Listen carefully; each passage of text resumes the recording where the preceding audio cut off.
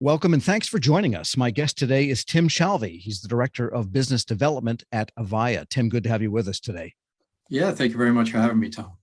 And as we move to the next phase of teleworking, we don't know whether the pandemic is really over or not, but it seems like it's receding as a force. And it looks like people will continue to telework, at least some of the people, and probably everyone some of the time. And so agencies need to move into a more long-term sustainable way to do this with good tools, good technology, and good security. What's your sense of what workers, what agencies, what employees will need as we move into the long-term settling in of greater telework? Well, I think there's been a lot of progress made over the last couple of years, but what we've seen in the industry is really three different areas that need to be focused on going forward. Is the user experience being the primary one, obviously reliability of that service, and then security, specifically in the federal government space. Those are the three critical areas that we see. When I think of the user experience, it's really all around optimizing for the remote worker. And to us, that means, for example, artificial intelligence to be able to block out the barking dog in the background or the doorbell ringing. That technology is here today. You've also got to have compliance for 508, for example. So, you've got to be able to take care of your citizens and your employees with the ability to, care for hearing impaired or sight impaired or physically disabled folks, so that their experience at home is the same as they would have in their office. A couple of other things really, around optimizing for the remote worker, being able to have multiple screens so that you can see whomever you're speaking with, and also be able to present, for example. A lot of sales folks and engineering staff, as well as, day-to-day workers need that ability to be able to present materials on one screen and be able to see who they're speaking with on the other screen. Yeah, so there's really a confluence of things, the user experience, but also accessibility, clearly a key. So that implies then that the hardware and the general setup that is not in the traditional office needs to be at a level and at a grade and of a recentness, if you will, that you would have in the office. Yeah, it's exactly right. Right. So, these capabilities have historically been deployed on premise in the federal government data center. A lot of that is moving to the cloud now. And so that has its own implications. Obviously, cloud services are built with high reliability, 5 nines type reliability that's been prevalent throughout our industry for years. But that 5 nines reliability has an impact when it goes across the internet and then over the top application, for example, out to a teleworker's home site. So you need to be able to care for that service going out to the teleworker. You need to be able to prioritize, for example, a voice call over a video call over a data transfer, and be able to have those capabilities inherent in the system so that when we're speaking like we are today, should there be some disruption on the local area network within the home, the Wi-Fi network, that we're prioritizing the voice services over everything else so that call stays up. And earlier concepts of telework and working at home, it almost had, you might say, the sick day approach. That is to say, for the majority of people that telework, there's a couple of agencies that got good at this, but for the most part, it was an exceptional thing. And therefore, the access to all of the resources that you might have in the office were not necessarily thought to be necessary to the teleworker. If they had to print something as trivial as that, or if they had to access certain files or perform certain software functions, the idea was, well, that can wait till I'm back in. I can do email or do a Word document, that kind of thing, while I'm at home. But that has moved on too, hasn't it? It has. You need to have all the capabilities that you have in the office now in your home office. And, again, that's the ability to be able to store data. Now, when you start thinking of storage of data, for example, in a federal environment, under FedRAMP controls, if you will, the Federal Risk and Authorization Management Program, you need to have that location of that data US based. So that's critical when you're going to utilize a service from whomever, whichever company is providing it to you, that you need to have those controls in place from FedRAMP, and there's different authorization levels of that.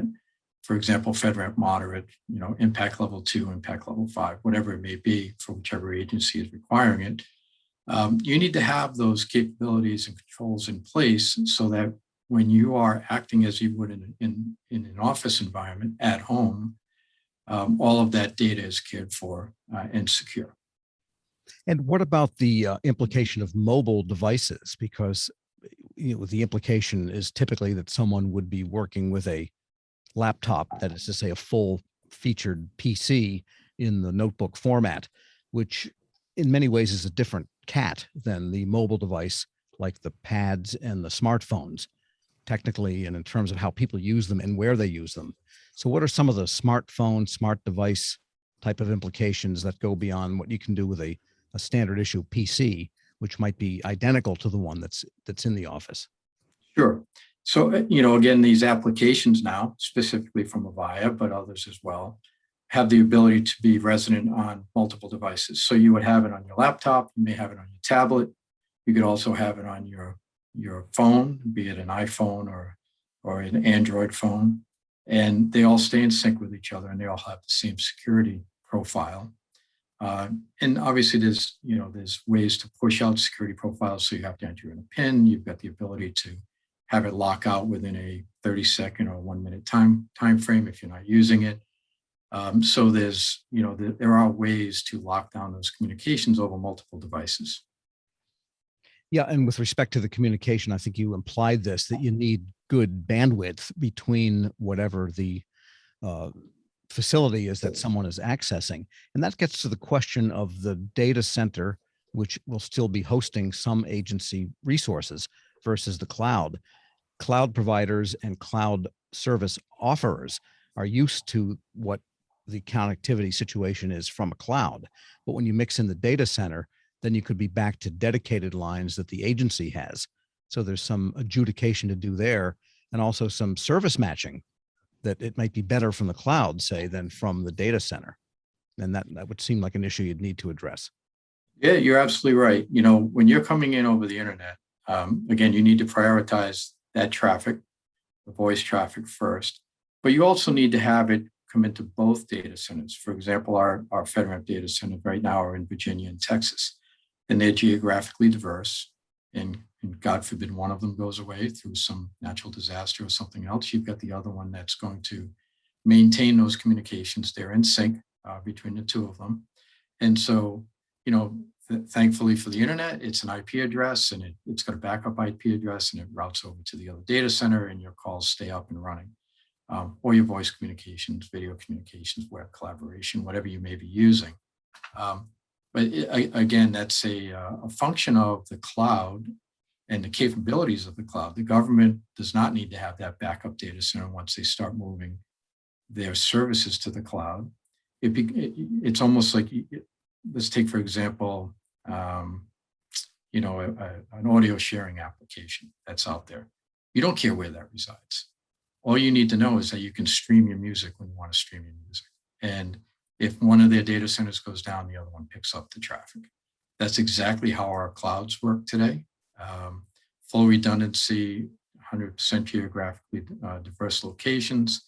Specifically on the federal government, that's a big deal because you need to have, I think it's a 50-mile radius out from DC, where your backup data center could be. If you had one in downtown DC, we happen to be geographically diverse in 2 states. And I want to delve in more into the security aspects and balancing ease of use with that. But before we do, I wanted to get back to something you said early on, and that is just the user experience in terms of the audio and video, and that there are certain capabilities now that you don't hear the dog barking, say, or the trash truck driving by, or the fire truck going by, whatever it is. What are some of those, and how do those get inculcated into this whole chain of access from the user's dining room to the cloud? Yeah, the AI one for blocking the background noise is fantastic. I use it myself.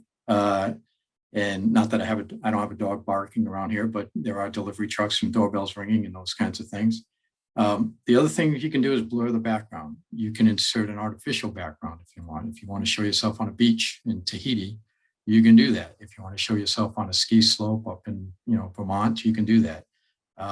So there's a lot of different ways that can give you privacy behind you while you're on the screen. And that's important depending on where you're working in your home, what your home situation is with children and pets running around, and in order to maintain a very professional environment. And we should also probably acknowledge it may not necessarily be from home. It could be, say, another federal office that you're traveling to. But regardless, you still need those same kind of background filters and so forth. And I guess you might call it professionalizing of an individual presentation such that you can't tell whether, doesn't matter where people are working. Yeah, no, you're exactly right. When you're presenting yourself out to the world, it could be another federal employee or employees, or it could be, I have a brother-in-law that happens to work for the Department of Energy, and he collaborates with people all over the world. So he may be having a 9 o'clock call at night with someone out in China, or he does a lot of work with China on sustainability. So he's talking with people all over the world, and he wants to obviously maintain that professionalism no matter where he is. All right. Well, we're going to get into security and a few other topics. Right now, we'll take a short break. My guest today is Tim Shalvey. He's the Director of Business Development at Avaya. I'm Tom Temin. This Federal Insight is Secure Tools for a Telework Future, sponsored by Avaya here on Federal News Network.